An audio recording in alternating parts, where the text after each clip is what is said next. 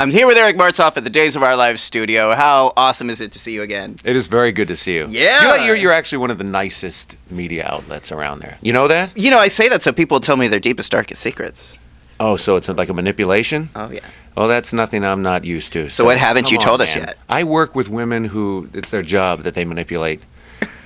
Any man that comes their way, that's all they do all day long. So I'm good. Okay. That's why I have this. That's why you've got a little Blue Angel, a little method acting going on here today. I'm kidding. I don't actually drink this kind of alcohol at work. How'd this get in my hand?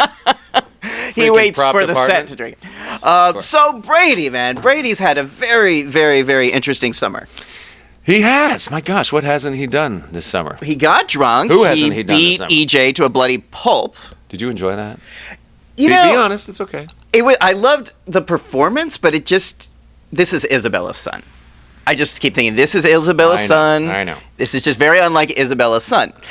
Not to do it while he's drunk, but then not to regret it when he's sober. That was where it was a little off character for me, because even once he sobered up, he was still like, I wish I had just killed him. No, wait, has he sobered up yet? That's news to me. Has he? No. Well, that remains to be seen. He seemed a little bit more sober the next day and had kind of gotten all the Melanie and Carly and Daniel and everybody got involved, and he didn't really seem too concerned about that. He didn't see that coming, but truth be told, the show has gotten dark. I mean, it's been dark for a while. I mean, everybody, if you're not in the hospital with some kind of gunshot wound, you're either drinking somewhere or prostituting yourself somewhere.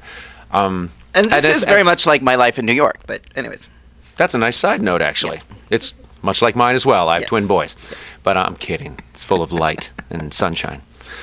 But as much as the dark times are fun, and they're necessary sometimes on soaps, we're actually, resetting. That's the term we're using. Everything's going to get a little cheerier. Everything's going to get a little brighter. Romance. There's going to be lots of loving. There's going to be lots of beautiful moments that are going to be reincarnated. Because, when you have a lot of dark, you got to have a lot of light. That's very true. You eat a heck of a lot of chocolate ice cream, you want some vanilla. It's just a natural progression of the way things have to be. You drink a lot of vodka, you got to counterbalance that with some whiskey.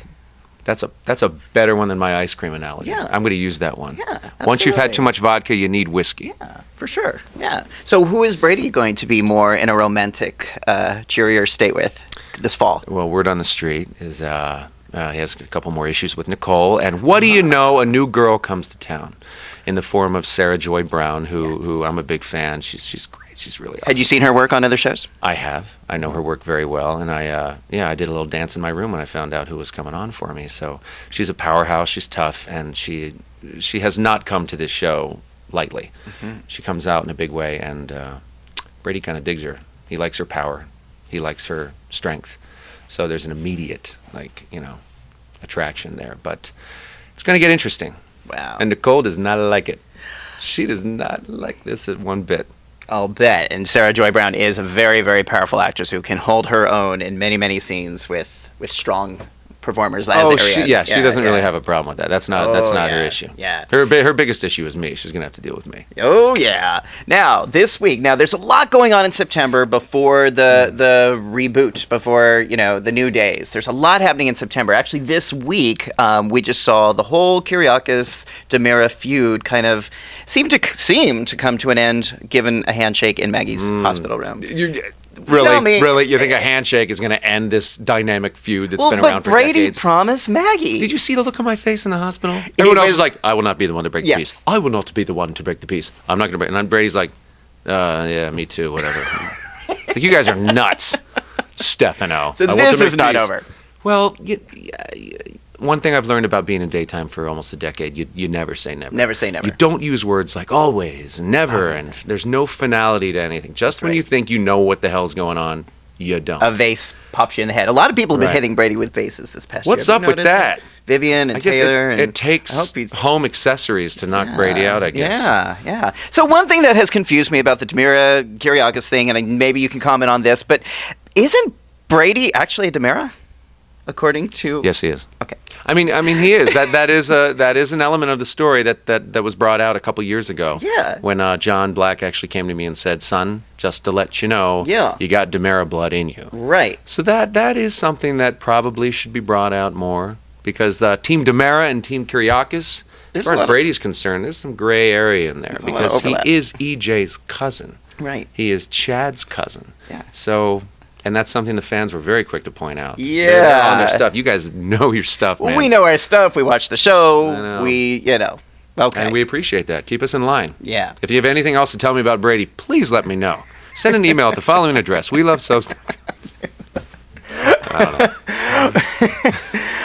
I know you had some scenes about a year and a half, less than a year ago, with Stacey Gleason, who played Yes. Isabella for many, many years, who we saw on the show Carrie Brady. Carrie Brady as in her his tummy. mother in her tummy. Okay. Did that help you feel like you got to know Brady better, to sort of feel that side of him, the Isabella side of him? Absolutely. It was a short run that she had. I mean, I after having met her and clicking with her, I really wish she would have stuck around the canvas a little longer. But you know, she was necessary at that time in the story, because Brady was really, I mean, talk about a dark path. He was in the trenches, and when Mom shows up in a nice white gown in this angelic posture, well, come on, it's your mom. So she had to pull him out of there, and that was her purpose, and that's really what she did for him, and it made him rethink everything that he was doing. Because otherwise, I don't know, Brady probably would have just done something extremely rash. Not that he hasn't done rash things, but Mom always just seems to nudge you in the right direction sometimes, and that's what she did. But I love Stacey. Love you, Stace. And Maggie Come on back. puts him in the right direction a lot of times, too. He's got a lot of women around him that just sort of, but just as many women who pull him in the right direction. What does Nicole do for him, you know? She's like... A lot of trouble. But Brady loves trouble. That's the problem. Yes. All right. It's always such a pleasure to speak with you, Eric. My pleasure, I man. always My love pleasure. talking with you, and we look forward to seeing days all of September and beyond, and all the trouble Brady's going to be stirring up. I'll look forward Now let's to get that vodka bottle back. Oh, yeah. All right. There we go. All right, do you want me to... Can we get some glasses, please? Okay. It's character study, remember. Method acting. Method Cheers. acting.